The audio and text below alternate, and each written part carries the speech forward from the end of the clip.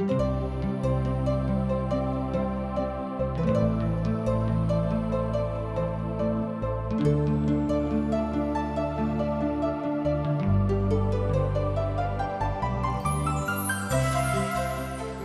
कहै छथि कि पापक मजूरी तऽ मृत्यु अछि, मुदा परमेश्वर के वचन हमरा प्रभु यीशु मसीह में अनंत जीवन अछि। हम सब एहन काज करै छी जे परमेश्वर के अप्रसन्न करै छी, जे हमरा के सजा दिलाबऽ के पात्र बनाबै छै। मुदा बाइबल अनंत जीवन के दिस एकटा स्पष्ट मार्ग के प्रस्तुत करै छथिन। TWR के प्रस्तुति आशक इजोत यह अनंत जीवन के खोजो में चलो वाला एकटा कार्यक्रम अछि। कृपया क देखू, सुनू, जाहिसँ परमेश्वर अहाँ के जीवन के मार्गदर्शक बनल रहे। आशा के इजोत मैथिली कार्यक्रम में हम एक बेर और अहाँक अभिनंदन प्रभु यीशु मसीह के मीठ आ पवित्र नाम से कह रहल छी। हम विश्वास करैत छी जे अहाँ सब नीके सुखे होइब और परमेश्वरक वचनक अध्ययन करबाक लेल तैयार होइब। अहाँ सब तो जानते छी कि हमरा सब एखन यशायाह के पोथी के अध्ययन कर रहलहुँ हैं। आजुक दिन हमरा सब एहि पोथी के 58वां अध्याय के अध्ययन करबाक लेल उपस्थित भेल छी। 58 अध्याय एहिठाम हमरा लोकनि एहि तरह देखै छी पहिने कि यशायाह के भविष्यवाणी के आखिरी विभाजन यह थी के। एक बेर ध्यान दियौ, 58वां अध्याय यशायाह के भविष्यवाणी के आखिरी विभाजनक अध्याय अछि, अर्थात एहि समादक लऽ कऽ ई अध्याय आबैत अछि। परमेश्वरक महिमा, हुनक दुख उठाबे के बात आ दुख उठाबऽ के घटना, हुनक दासक द्वारा आबैत मनुष्य जाति के लेल सुख, ओ दुख उठाबऽ वाला दास प्रभु यीशु मसीह थिकाहा। एहिठाम जे दुख उठाबऽ वाला दासक विषय में इशारा कयल गेल अछि ओ छथि स्वयं प्रभु यीशु मसीह। आ यह बात यीशु के महिमा और हुनक बातक महिमा के प्रकट करैत अछि। एहिठाम अभिव्यक्ति या थिक कि जे किछ परमेश्वरक महिमा में अवलोकन कयल जायक ओ सबटा बात हुनके में निरापद भऽ कऽ सन्मुख में आबि जेतैक आर प्रभुक महिमा तहन मनुष्य जाति में प्रकट भऽ जेतैक। यह बात मनुष्य के प्रभुक नजरी में धर्मी बनाबैत अछि। तहन हमरा लोकनि देखलहुँ हैं कि अपन दुष्ट आचरणक कारणे मनुष्यक अभिव्यक्ति खराब भऽ जाइत अछि आ हुनक भावना सेहो खराब भऽ जाइत अछि। आ यह भावना बेबीलोनक दासत्वक काल में व्याप्त रहेके, जाहि काल में इसराइली सब हुनक दासत्व में गेल छलाह आ घमंडक भावना बेबीलोनक नष्ट सेहो कऽ देलक। हमरा लोकनि एहि बातक एहि पोथी के अध्ययन में देखलहुँ हैं। हमरा लोकनि जानै छी कि दासत्व हुनका सभक पवित्र वा साफ करबाक लेल छलनि, मुदा ओ सब एहि बातक कने दोसर जकाँ लेलखिन, तैं हुनका सभक प्रभाव जे पड़लनि सेहो दूसरे जगह पड़लनि। मलाकी पोथी तकर 3 अध्याय आ तकर 13 पद एहि बातक कहैत छथि। प्रभु ई कहैत छथिन, अहाँ हमर विरुद्ध में ठिठाई के गप बाजि गेलहुँ हैं, मुदा अहाँ पूछे छी हम अहाँक प्रतिपक्ष में की कहने छी।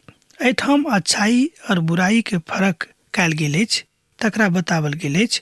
ओ अपन महिमा के विषय में गाथा गाबि रहल छथि, बता रहल छथि, मुदा ई प्रभु के पसंद नहीं छनि। प्रकाशनक पोथी 3 अध्याय तकर 16 पद में अहाँ की कहैत छी तकरा विषय में एहिठाम देखियौक। अच्छा, गड़ा खोल कऽ शोर पारू, किछ नहीं छोड़ियोक, नरसिंघाक जकाँ ऊँच शब्द में शोर पाड़ियोक। हमर प्रजाक हुनक अपराधक अर्थात याकूबक घराना हुनक पापक जता दियोक। एहि तरह हमरा लोकनि देखैत छी कि प्रभु परमेश्वर बाजि रहल छथि कि जे पाप कयने छथि हुनका पापक विषय में बता दियौक कि अहाँ पाप कयने छी। एहि बातक हमरा लोकनि एहिठाम यशायाह पोथी 58 अध्याय के 1 पद में देखैत छी। भविष्यवक्ता एक बातक लऽ कऽ बड़ चिंतित छथि कि लोक किएक पाप कऽ रहल अछि, लोक किएक पापक दिस बड़ तीव्र गति सँ बढ़ल जा रहल छथि। जे कथा सार्वजनिक एहिठाम भऽ जाइत अछि ओ यह थिक, आ जे पापक महिमा करैत छथि ओ कोना कई बातक आशा राखैत छथि कि प्रभु हुनका जिंदगी में काज करतैथ। यह बात चिन्हबाक अछि, यह बात बुझबाक अछि, यह बात जानबाक अछि। हमरा लोकनि एहिठाम जाय बातक देखैत छी ओ बात थिक आपादान कारक, अर्थात जे बात परमेश्वर के प्रतिपक्ष में संदर्भित भऽ कऽ आबैत अछि ओ आपादान कारक कहल जा सकैत छै। किएक त प्रभुक दिससँ जे कथा अछि ओ सर्वशक्तिमान परमेश्वरक कथा अछि, तकरा ऊपर कोनो तरहक टीका टिप्पणी करबाक आवश्यकता नहीं थिक। एहि बातक एहिठाम ईसाया अपन पोथी 58 अध्याय तकर 2 पद में बाजि रहल छथि। ओ बाजि रहल छथिन कि हमरा लग में आबि कऽ हमर गति बुझबाक एहन इच्छा रखैत छथि। मोनयोग जेना कि ओ धर्मी लोकक अर्थ जे सब अपन परमेश्वरक नियम के नहि टाललखिन, ओ सब हमरासँ धार्मिक नियमक पूछैत छथि और परमेश्वरक निकट आबयसँ प्रसन्न होइत छथि। एहि तरहक लोक प्रभुके पसंद छनि जे हुनका लग में आबि कऽ खूब प्रसन्न भऽ जाइत छथि। एहिठाम एहि बातक बतावल गेल अछि जे ओ अपन महिमाक वाचाक साथ बनि कऽ आबि रहल छथिन। ओ बात बड़ धार्मिक नहि, यह बात हमरा बुझबाक अछि। ओ अपन बातक कहैत छथि जे ओ अपन लोकक कहैत छथिन। ओ आराधना करबाक विषय में गप कऽ रहल छथि। ओ कहैत छथि कि जे की कारण अछि जे हमरा लोकनि उपास राखल करू, मुदा अहाँके सुधि लेबऽ वाला के छथि। हमरा लोकनि जानैत छी कि उपास कऽ कऽ बहुत लोक प्रार्थना करैत छथि।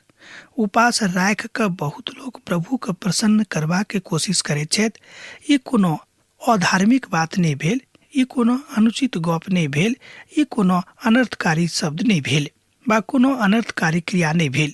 मुदा हम से एकटा बात बाजब कि जँ हाँ एहि तरह के प्रक्रिया में स्वयं के लऽ जाइत छी तऽ सबसे पहिने स्वयं के पवित्र करूँ, तैयार करूँ आ तकरा बाद एहि तरह के गप करूँ, तहन अहाँक लाभ हैत। ई लोग सब किछु शिकायत कऽ रहल छलाह। ओ अपन कथा के अपना घातक दिस और महिमा के भय में लऽ जा गेल छलाह। अर्थात ओ सब अपन महिमा के दिस लऽ गेलाह जतऽ प्रभु के नामो निशान नहीं रही के। मुदा जतऽ प्रभु नहीं छथि ओतऽ जँ अहाँ कोनो बातक लऽ जाइत छी तऽ ऐसे नहीं तऽ अहाँके किछु फायदा हैत आ नहीं सुनऽ वाला किछु फायदा हेतनि आ नहीं जे ओहिमे संदर्भित छथि, जतेक लोग जुड़ल छथि हुनके कोनो लाभ हेतनि।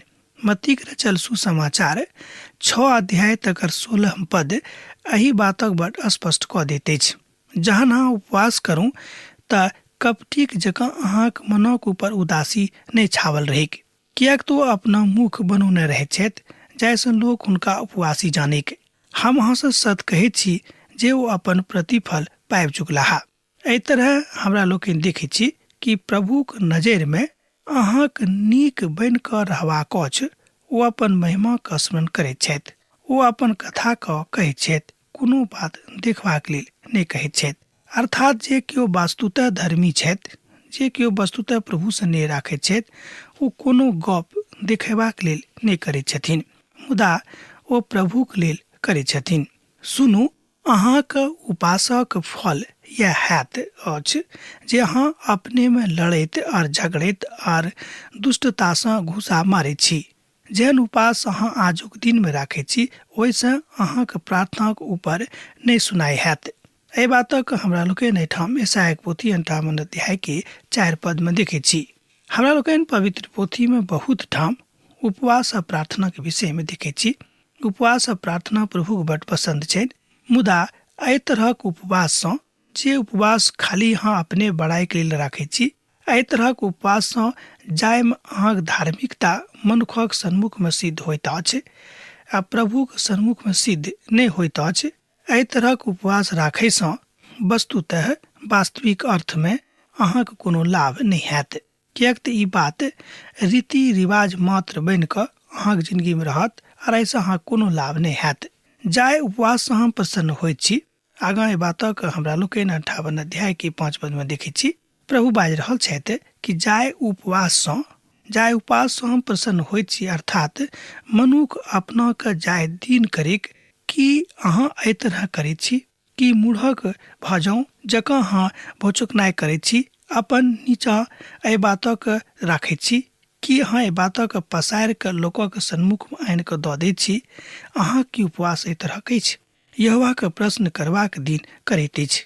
अर्थात लोक परमेश्वरे से प्रश्न कऽ दैत छथि कि यौ प्रभु, हमरा जिंदगी में ई काज किएक नहि भेल? एहि तरह अहाँ बाजि सकलहुँ हैं कि एहि तरहक उपवास रखलासँ अहाँक कोनो फायदा नहि हैत। जँ अहाँ उपवास राखैए चाहैत छी तऽ हम मोन में दीन भऽ जाऊँ आर प्रभुके सन्मुख में, परमेश्वरक सन्मुख में पवित्र भऽ जाऊँ, तहन अहाँ अपना आपके देखबे जे अहाँ में चमक आबि गेल, अहाँ प्रभु की जोत में आबि गेलहुँ हैं और प्रभु अहाँ से प्रसन्न भ गेला। प्रभु आराधना और उपवास के बाही वातावरण के दोसर शब्द में प्रभु परमेश्वर अहाँ के उपवासक बाह्य रूपे देखबाक इच्छा नहीं राखैत छथि, कियाक तऽ ई बात संदर्भित विधा के संदर्भ में नहीं अछि। ई तऽ हृदयक अछि, जे हृदय से कहैत छथि एहि बातक बड़ नीक विधा से अहाँ बाजि सकलहुँ हैं।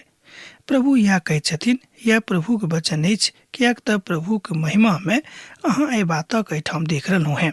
प्रसन्न होयबाक काल यह अछि जे प्रसन्न भ जाउ, मात्र बाहरी दिखावाक लेल अहाँ उपास नहीं राखियो के, कियाक तऽ ऐसे अहाँ के कोनो बात पूर्ण नहीं हैत। हाँ, अहाँ के मर्जी जरूर पूर्ण भ जायत, अहाँ के मन कने कालक लेल संतुष्ट जरूर भ जायत कि हम उपास रखलहुँ हैं, मुदा ऐसा आत्मिक लाभ अहाँ के किछ नहीं भेटत। आ जाय उपास से हम प्रसन्न होइत छी, क्यों ई नहीं अछि जे अन्याय से बनावल गेल दास सब और अन्हारे सब वाला के जुआ का तोड़ कर तकरा छोड़ा लेब और समस्त जुआ का टुकड़ा टुकड़ा कऽ देब। एहि तरह हमरा लोग देखे छी कि बड़ अद्भुत कथा अछि। यह बात वास्तविक उपवासक के विषय में कहैत अछि। वो अपन प्रसन्नता के बड़ नीक रीति से बाजैत छथि। जब अहाँ लग पवित्र पोथी बाइबिल अछि तऽ हमरा संगे अहाँ देख लिअ 58 अध्याय के 6 पद के। एहि तरह एहिठाम बतावल गेल अछि कि हमरा लोकनि प्रासंगिक रूपे ने मुदा जाय उपवास से प्रभु प्रसन्न होइत छथि, ओ यह थिक कि अहाँ प्रभु के महिमा पूरा करियोक, हुनक आदर करियोक और जे किछु आज्ञा देने छै तकरा 100% मानियोक, ओहिमे कनिको कंजूसी नहीं करियोक। तहने हाँ प्रभु से महिमा पाबि सकलहुँ हैं, तहने हाँ प्रभु से प्रेम पाबि सकलहुँ हैं, तहने हाँ प्रभु के संगति में रह सकलहुँ हैं। जे ओ अहाँ के स्वीकार कर रहल छथि, अर्थात देखबा के भक्ति से प्रभु प्रसन्न होइत छथिन। देखावा के भक्ति से प्रभु प्रसन्न नहीं होइत छथि। वास्तविक भक्ति जो अहाँ कर रहल छी, मनुख भने अहाँ के आदर नहीं करत, संसार भने अहाँ के आदर नहीं करत, मुदा परमेश्वर अहाँ के आदर से देखत आ प्रभु अहाँ के आदर करतैथ। ई नहीं बुझियो जे प्रभु अहाँ के बिसरा देने छथि, कियाक तऽ प्रभु अहाँ के बहुत मीठ गाम में लऽ जेबाक लेल तैयार भऽ रहल छथि। यशायाह पोथी 58 अध्याय तकर 7 पद एहि बातक भविष्यवाणी करैत अछि। तकरा अहाँ आखिरी प्रभाग में तरह देख सकैत छी, और अपन जाति भाई से अपना के नहीं लुकाबियोक। एहि तरह हमरा लोकनि देखै छी। एहिठाम जाति शब्द का हमरा लोकनि कने दोसर दिस लऽ जाइ छी अपना संदर्भ में, मुदा एहिठाम संदर्भ दोसर अछि। एहिठाम संदर्भ अछि जे जाति प्रभु के मानैत अछि आ जे जाति प्रभु के नहीं मानैत अछि। अर्थात एहिठाम मनुष्य जाति के दू श्रेणी में बाँटल गेल अछि। जे तुरंत मंद बुद्धि होबाक कारणे बा तुरंत जे केओ मंद बुद्धि के छथि तऽ प्रभु हुनका से प्रार्थना करियो कि हे प्रभु हमरा बुद्धि दिअ। मुदा जे केओ धूर्त बुद्धि के छथि, जे केओ धूर्तता से प्रभु के अपन धार्मिकता देखावे के प्रयास कर रहल छथि, अहाँ विश्वास राखू अहाँ के प्रार्थना स्वीकार नहीं हैत। एहि तरह हमरा लोकनि एहिठाम यशायाह के पोथी तकर 58 अध्याय में देखैत छी कि धूर्तता से कयल गेल कोनो बातक प्रभु यीशु मसीह स्वीकार नहीं करतैथ। भने हाँ संसारिक दृष्टिकोण से ई लागी जहाँ बड़ धर्मी पुरुष थिको हैं, अहाँ बड़ धर्मी स्त्री थिको हैं, अहाँ भाई रहूँ बा बहिन रहूँ, अहाँ क्यों रहूँ, जब अहाँ धार्मिकता दिखाबाक धार्मिकता अछि तऽ ऐसे प्रभु के कोनो लेनाइ देनाइ नहीं छेन। यह बात प्रभु के संदर्भ में हमरा लोकनि आजू के परिप्रेक्ष्य में एहिठाम देखै छी।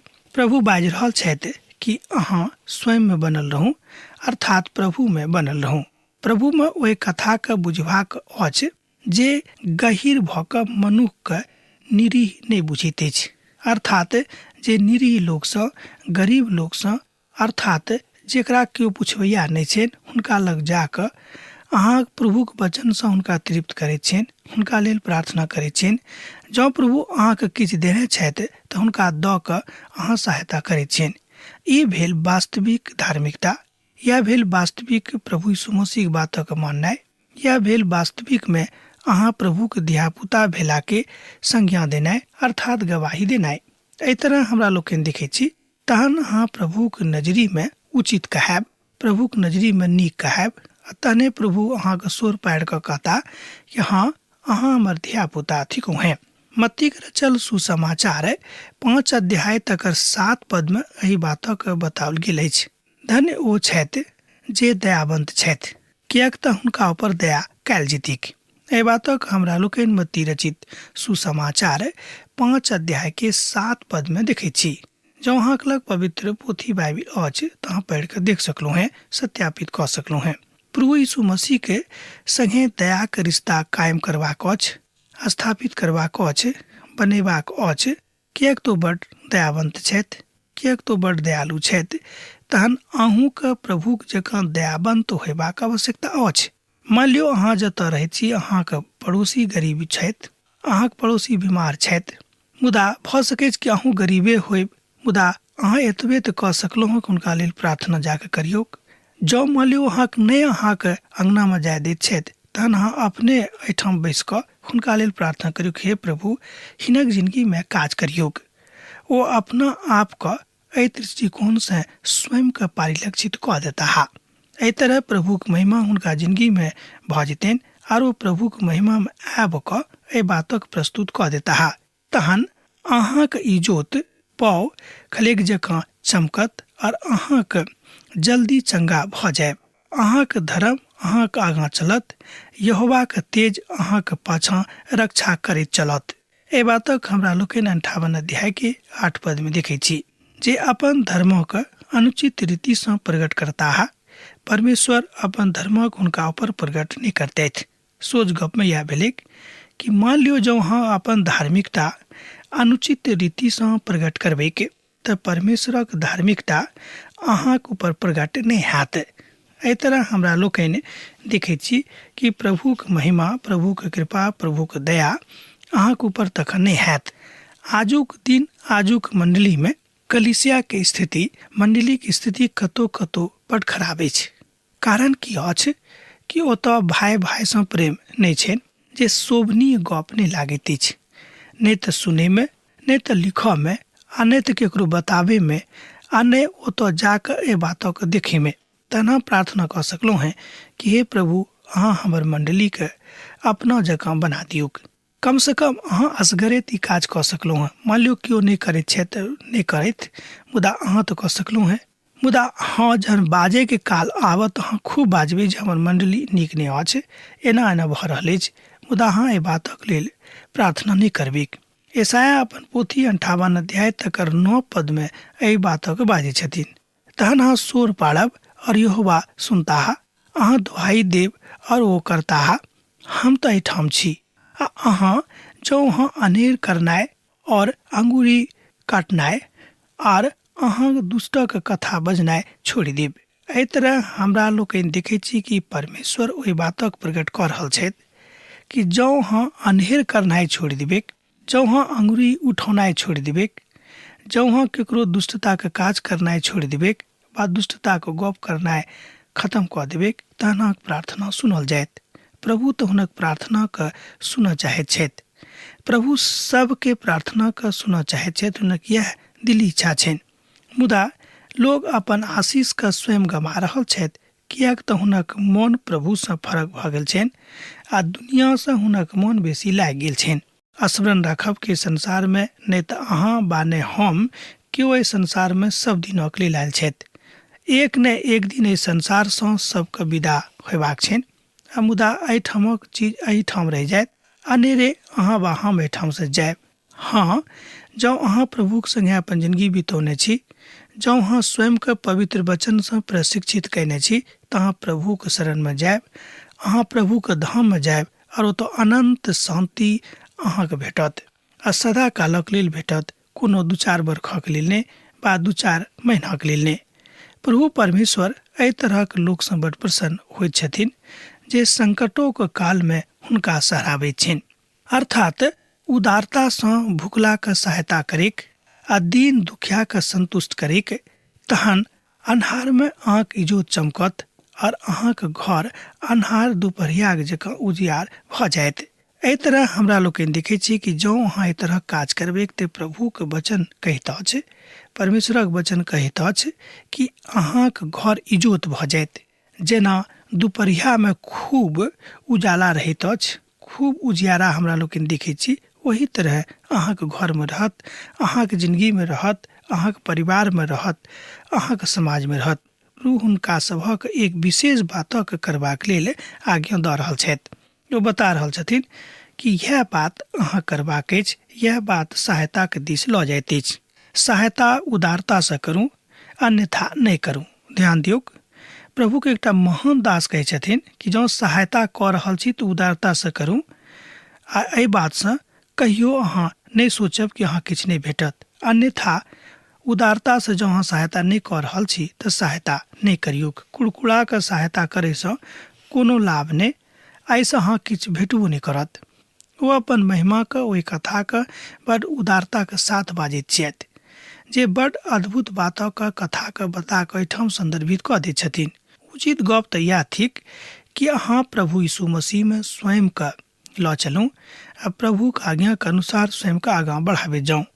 58 अध्याय के 11 पद एहि बातक कहैत अछि, और यहोवा हमरा लगातार लऽ कऽ चलता है, आर कालक सबमे अहाँके तृप्त और अहाँके हड्डी सभक हरा भरा कऽ देता है।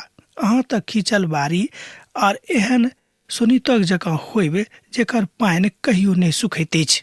आउ हमरा सब 13 और 14 पद के देखब। आ जँ अहाँ विश्राम दिनक अशुद्ध नहि करब, अर्थात हमर ओहि पवित्र दिन में अपन इच्छा पूर्ण करबाक यतन नहीं करी, और विश्राम दिनक आनंदक दिन और यहोवा के पवित्र कैल गेल दिन बुझ कऽ मान कऽ आ जँ अहाँ ताकत समान नहीं चलब तऽ ओहि दिन में अपन बाट पर नहीं चलब, एहि इच्छा के पूरा नहीं करी और अपने कथा के नहीं बाजी। आब हमरा लोकनि पद 14 के एक बेर देखबै।